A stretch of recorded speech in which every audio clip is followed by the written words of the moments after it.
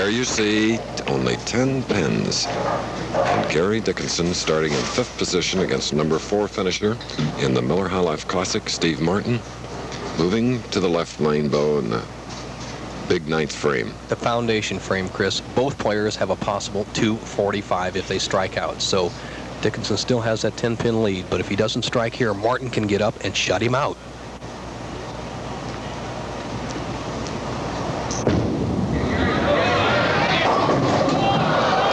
Just a little tentative, Bo.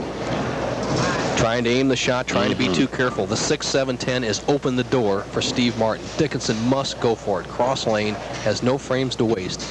Dickinson can maintain his lead of 7 pins if he makes this. If he doesn't convert it, Martin will take the lead while sitting on the bench. For the professionals, the odds on the 6-7-10, 10-1.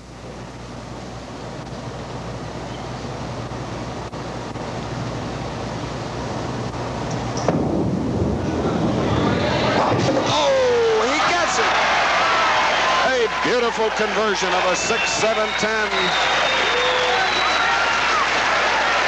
What a way to begin 1981. Oh, that was sheer professionalism. What a tremendous spot to make that split. It turns the whole match around. Steve Martin sitting on the bench saying, wow, I got a chance to shut him out, win this match easily. And look at this, the 6-7-10 conversion by Dickinson. And Gary saw the replay on one of the monitors down on the approaches here of Wonderbowl, and it drew a smile. Martin trails by 7, can take the lead with one more strike. 9th frame. He's got a double up.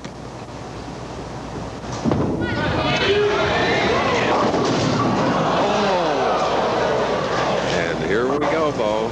And his wife, 210.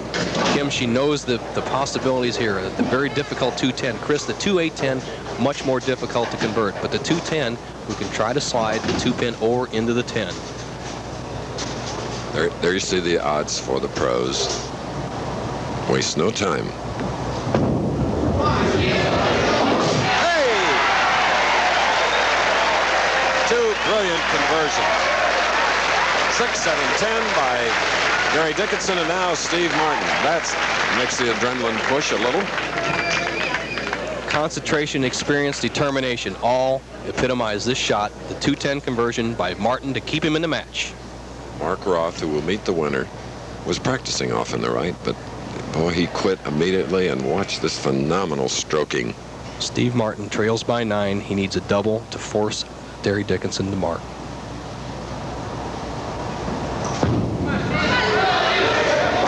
There's one. And in the event of a tie, it's a 2-frame roll-off. Gary staring at the floor.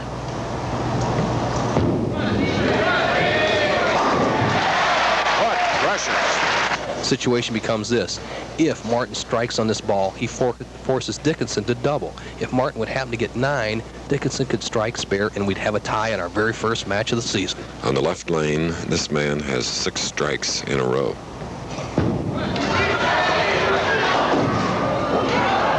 We have the possibility of a tie, Chris. 222 for yes. Martin. Dickinson must strike on the first ball. A double to win, strike spare to tie. Dickinson does not strike on this ball, he does not win. This is a must strike. Sounds so final, Bo. It's really tough out there. Well, this is the same situation Dickinson was in last year, and he performed so well under the pressure. He knows how to do it, calls on everything he knows.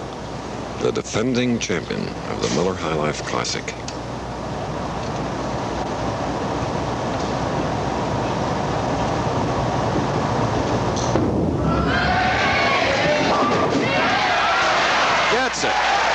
Delayed dropping of the 7-pin. And Chris, these players on the tour today are awesome. Watch this style under the pressure. We talked about that locked arm swing. Watch how it doesn't fail Gary Dickinson in the clutch. See, it went right to the target. Look at that concentration down on one knee. What a tremendous shot. He's now in position to win the match.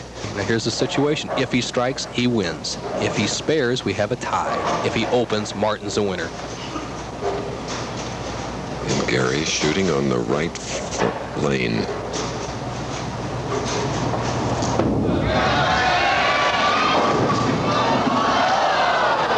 Leaving the 2-5. Chris, we did not have a tie match last year, but we may have one now. If Dickinson converts the 2-5, they are tied at 222. If he misses it, Martin is the winner. 2-frame roll-off. Should Gary Dickinson be able now to cover the 2-5 on the right lane?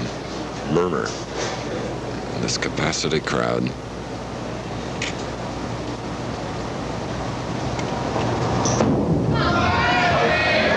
Okay, we have a tie. 222. Each professional now a 2-frame roll-off. Chris, it's just like the 9th and 10th frame. Steve Martin will go up and bowl 1 frame on the left-hand lane. Then Dickinson will bowl what we would call the 9th and 10th. He'll get up on the right and finish on the left. Here's Martin with his first shot. Back to 0.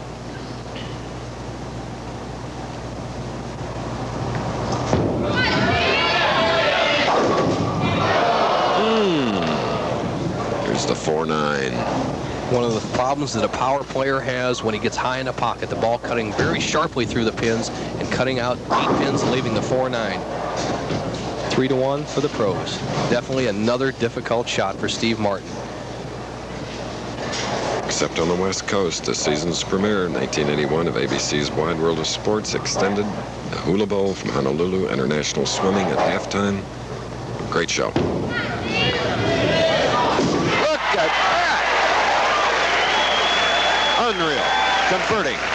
The 4-9 going against the big odds, Bo, twice now in this match. Tremendous shot under pressure, the 4-9. People at home sometimes wonder what shape these players are in. Tremendous shape, perform under these pressure, pinpoint accuracy under the pressure. Dickinson now in his 9th frame. Consider this the 9th frame. 2-frame roll-off. Martin has a spare.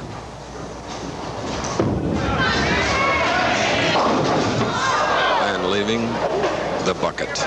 Gary Dickinson on the right lane.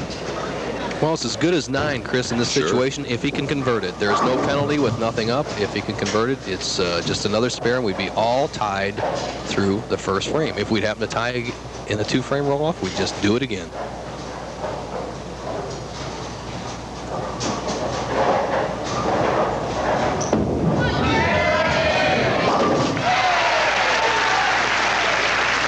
Tremendous competition at the Miller High Life Classic, a total purse of $125. And these two professionals are trying for the winner's share of $21,000. They have to win here to move against Mark Roth. For the first time in the match, Dickinson with a slight advantage. He's on the easier of the 2 lanes, finishing the 10th frame, all even.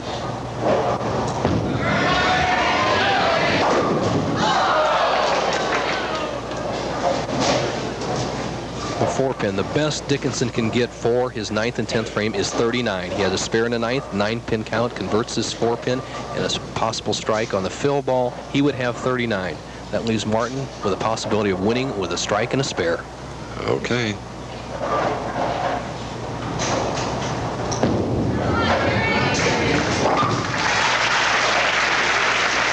So the former All-State basketball player in the state of Oklahoma. Been a member of the PBA for 12 years, 7 titles. Gary Dickinson.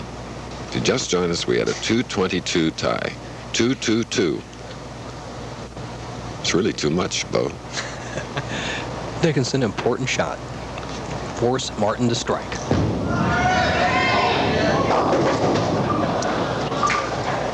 Leaving the 6-10. All right. Situation becomes this. Martin needs to fill 18 in the 10th frame. If he strikes on the first ball, he's the winner. 9 spare strike, and 9, he's the winner. But once again, remember, this is the lane that Martin has had so much trouble on. He's had 2 splits on the right-hand lane. And Mark Roth is watching along with you.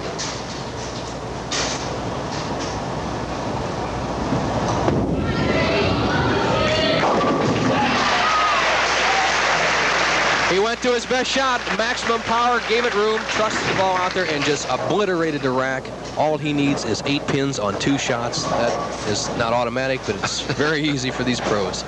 So it looks like Martin is going to go on to meet Mark Roth in our second match.